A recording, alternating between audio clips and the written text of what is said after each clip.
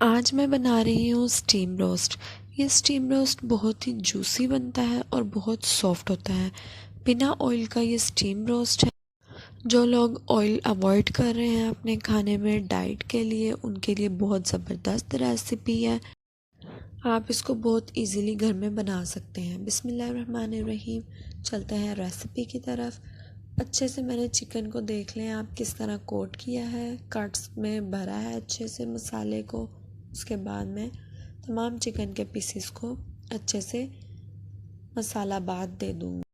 यहाँ पे वीडियो को आपने एंड तक देखना है ताकि आपसे कोई स्टेप मिस ना हो जाए। तमाम मसाले आपने सेम इसी तरह बनाने हैं, टेस्ट आपको बहुत ही अच्छा लगेगा। तमाम मसाला अच्छे से लगाने के बाद इसको मैं मैरिनेट करने के लिए रख दूँगी।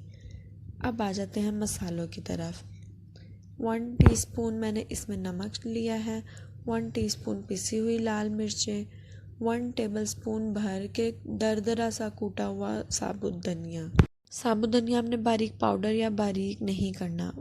1 टेबलस्पून इसमें मैं कुटी हुई लाल मिर्चें शामिल करूँगी। 1/3 टीस्पून मैं इसमें गरम मसाला पाउडर शामिल करूँगी।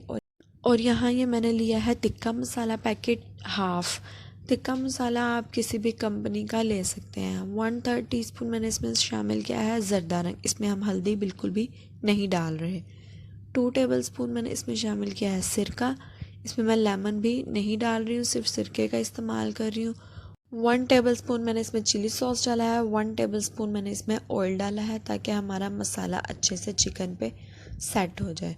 अब हम इन तमाम इंग्रेडिएंट्स को अच्छे से मिक्स कर लेते हैं। यहाँ पे ज़रदा रंग डालने से चिकन का कलर बहुत ही ज़बरदस्त बनता है। हल्दी आप ना डालिएगा, ज़रदा रंग ही आपने उसमें डालना है।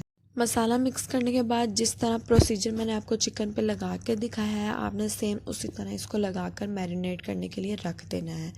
और अभी तक अगर आपने मेरे चैनल को सब्सक्राइब नहीं किया तो जल्दी से सब्सक्राइब कर लें।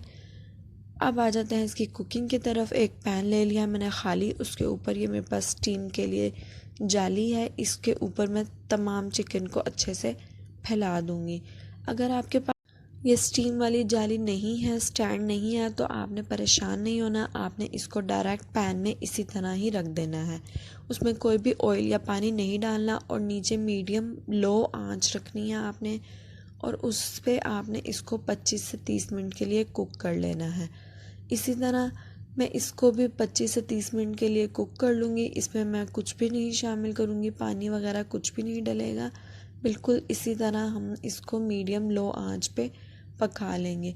अच्छे से मैं तमाम चिकन को साथ साथ जोड़ के फिल कर देती हूँ। और जो भी हमारा मसाला बचेगा एक्स्ट्रा, वो हम इसके ऊपर बाद में अप्लाई कर देंगे। इसी तरह मैंने एक चरगा बनाया था, वो पूरा देगी चरगा रोस्ट था। आपने उसकी रेसिपी भी लाजमी देख लेनी है, बहुत ही ज़बरदस्त बनता है वो भी। और बिल्कुल भी कच्चा नहीं रहेगा। आपने किसी किस्म की टेंशन नहीं लेनी कि ये पकेगा या नहीं पकेगा अंदर से। ये बिल्कुल अच्छे से जूसी सॉफ्ट बन जाता है। उसका लिंक मैं डिस्क्रिप्शन में दे दूँगी। अब मैंने इसको 30 से 25 मिनट पका लिया है, बिल्कुल भी नहीं चिढ़ा था। और हमारी रेसिपी बन के रेडी है। इसको हमने प्लेटर में निकाल लेना है। सैलड के साथ मैं इसको सर्व करूँगी और इसके ऊपर नींबू निचोड़ के आपने सर्व करना। रेसिपी अच्छी लगी हो तो लाइक ज़रूर